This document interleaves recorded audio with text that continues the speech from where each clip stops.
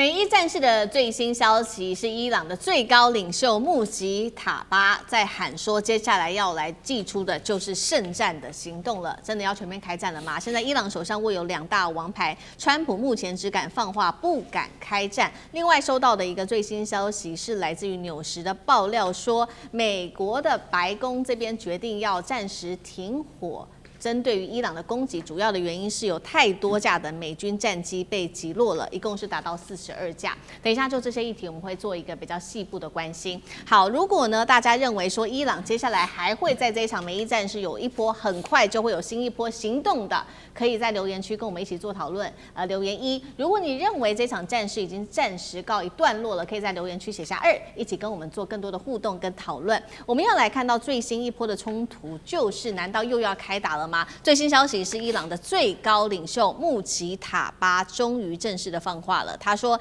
伊朗跟美國、以色列的對抗的定義，他說，對於伊朗跟美國來看，以色列的對抗的定義就是聖戰，甚至點名呢，美國跟猶太人他們是死敵哦。那麼我們來看到的是反恐專家特別解讀了穆吉塔巴的這一段話，他認為說他不是只是單純的政治的喊話，而是正式的向世界來宣告說，針對於美以他會來做報復，而且是會以聖戰的行動，等於是提升了戰爭的一場正當性。好，確實我們看到最高領袖做了這樣子的喊話，民間馬上就有相關的對應行動了。難道現在全民備戰了嗎？最新消息來看到，在伊朗的官媒特別指出的，有超過3100萬的伊朗人已經報名了參加武器的課程，他們說要一起共赴國難。另外一方面，在電視上也被看到說有主播在教民眾說如何使用武器。另外一方面，我們來看到川普的態度是什麼呢？他不是本來說了要暫緩這一場戰爭嗎？結果沒有想到，不到24小時而已，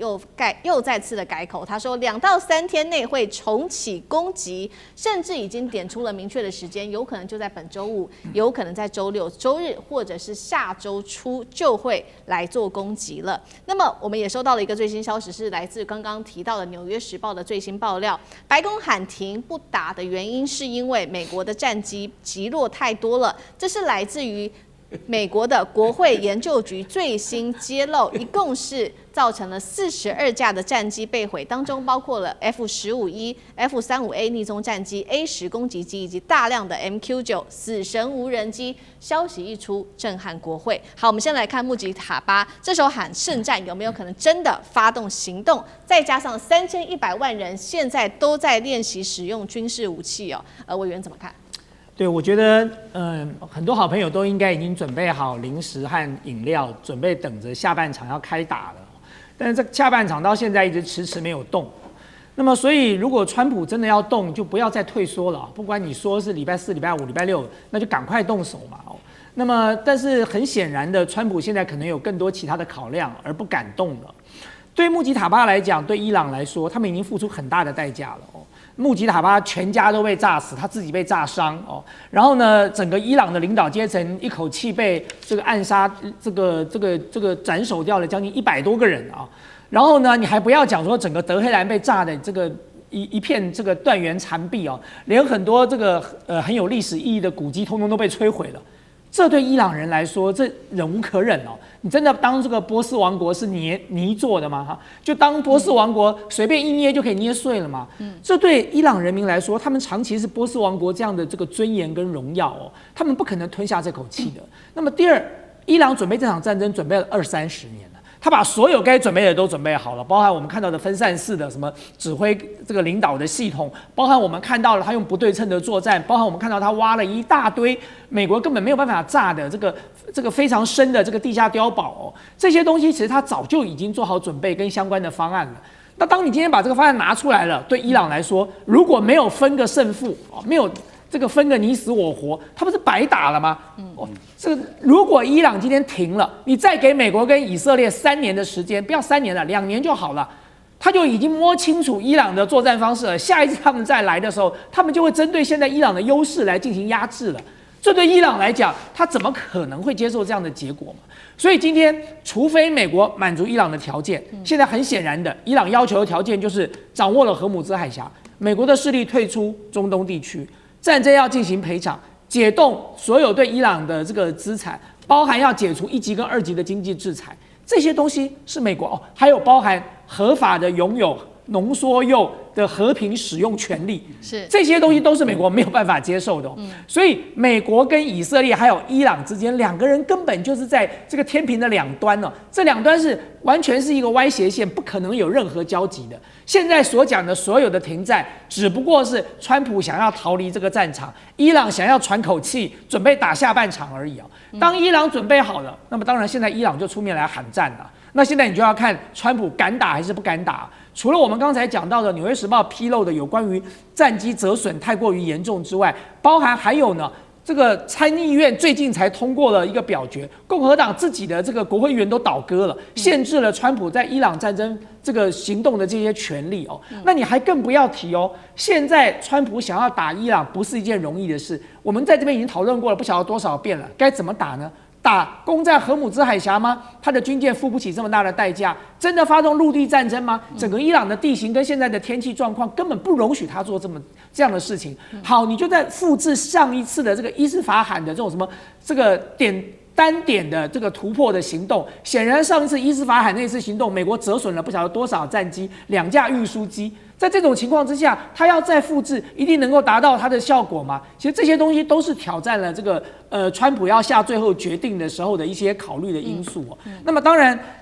在我的角度，或者在希望中華民族偉大復興的這些人士的角度上來說，我們當然是很樂見下半場趕快開打。那麼就希望川普這次別逃了，既然說打就趕快打，我們都已經準備好要繼續觀戰了。好，所以一方面我们是看到這個伊朗，它可以說是已經全民皆兵啊，蓄勢待發，有可能很快就會發動下一波的攻擊。但是現在也說，難道伊朗是有這個想法，是說要尋求中國大陸的幫忙嗎？因為他在政治的任命上開始有了一點點的變化。他這邊呢是最高領袖，他已經任命了國會議長是卡利巴夫對中國事務特別代表，有這樣子的一個職位出來了，明顯就是要加深跟中國大陸的綁定。難道是要聯合中國大陸一起抗美嗎？那岳老師怎麼看？這個伊朗啊，原來啊，在這個2月28號以前的時候，是有3個美國公認的溫和派。那美國的算盤打得非常簡單啊，就是的議長叫卡利巴夫啊，外交部長阿拉格齊，還有他們的總統叫佩澤西奇揚啊。要記住這些伊朗人的名字還真不容易，但是因為他們是溫和派嘛，就是說以色列第一個炸彈就把所有的激進派都幹掉了啊，連那個哈梅尼耶都通幹掉了，就是說這個穆杰塔巴也是炸得一塌糊塗。你在這種情況之下的話，現在在伊朗境內已經沒有溫和派，全部都是激動派。那這些激動派的話呢，這個卡利巴夫呢，他是由這個穆杰塔巴親自來指定，要負責跟中國之間的聯繫關係。我這邊講幾件事情，大家就可以了解到，目前為止在伊朗的話呢，對中國是相當的好，因為伊朗手上中的核彈級的王牌，第一張就是他控制了荷姆茲海峽，荷姆茲海峽中國可以通過，而且石油上面的交換的話，不是說只有當伊朗的油是用人民幣來交換的，整個波斯灣的國家的油出來都要用人民幣交換，但這是大陸坐在那邊喜從天降啊，根本都啥事也沒幹。然後呢，最重要的是，伊朗控制荷姆茲海峽底下的袖珍潛艇啊，120噸的那個卡迪爾那個潛艇，對，裡面的話發出來的反艦導彈是中國製的啊，那麼這個是大概在幾年，甚至於超過1-2年之前就有這樣子的合作的關係。所以你從這個角度來講的話呢，我覺得哈，對伊朗來講，他看得非常明白。就大家想到這幾天川普到了北京去訪問的時候，一開始最先傳出來的消息，這個習近平主席一開始先講的話就是說，中國不賭美國輸，美國也不要賭中國會輸。這句話呢，其實是非常強硬的，就是說美國常常覺得我自己是世界老大。那麼一開始的話呢，就是除了你剛剛這個我們這樣哥前面講的那句話，講說這個川普摸摸鼻子不敢講，沒有說是不敢講，就沒有直接回應的時候，這個賴到拜登頭上去的那句話之前的時候，他講的這句話。換而言之的話呢，就是說這句話告訴這個川普已經搞清楚這個G2的態勢已經分得非常明顯。是。那伊朗這邊的話呢，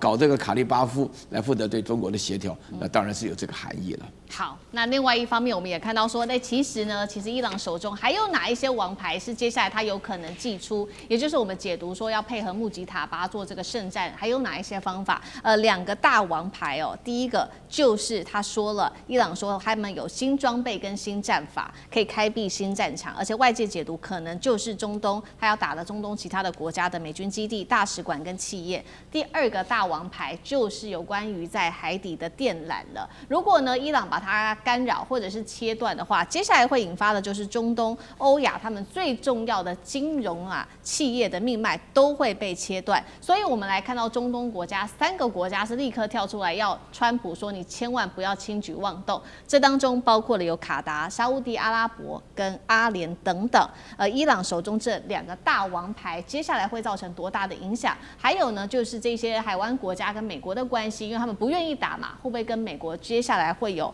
分裂的問題？幹哥怎麼看？好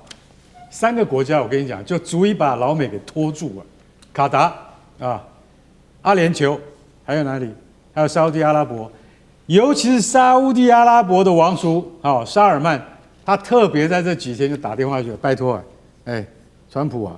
真的，你說你這個就5月我們就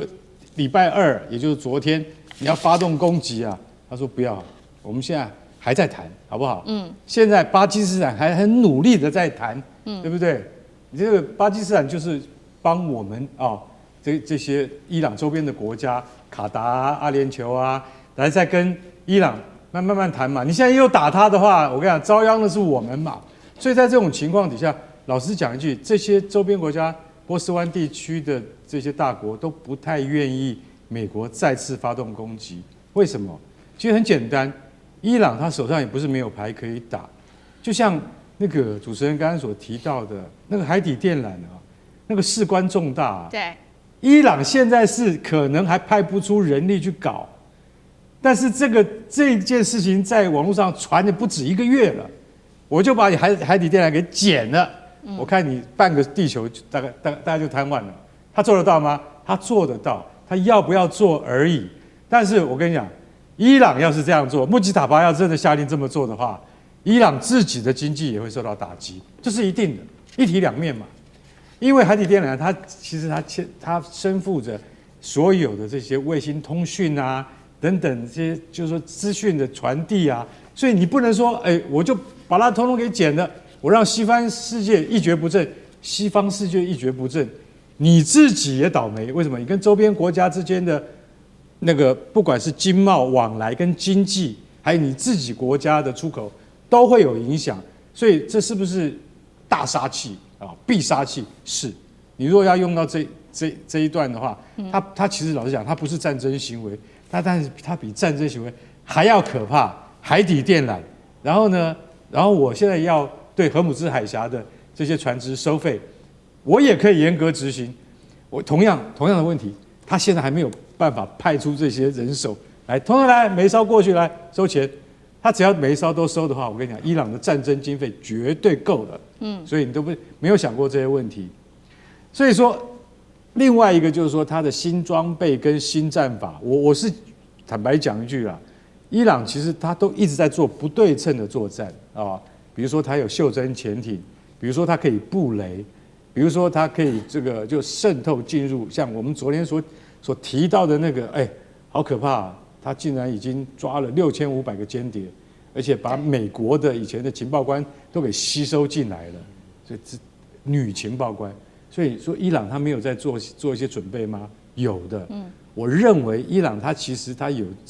準備一些新的戰法，他準備對付美國。但是所以說周邊的國家都不太希望，因為這一定會升高衝突，就是沙爾曼他絕對不想看到的情況。所以我認為在這一段時間裡面，應該還會再跟川普繼續談下去，就是核設施的問題。只要核設施能夠解決的話，這一場仗應該不會再重啟戰端才對。好，謝謝幹哥。那我們休息一下，馬上回來。地緣政治、美中之爭、戰略價值、強權崛起、小國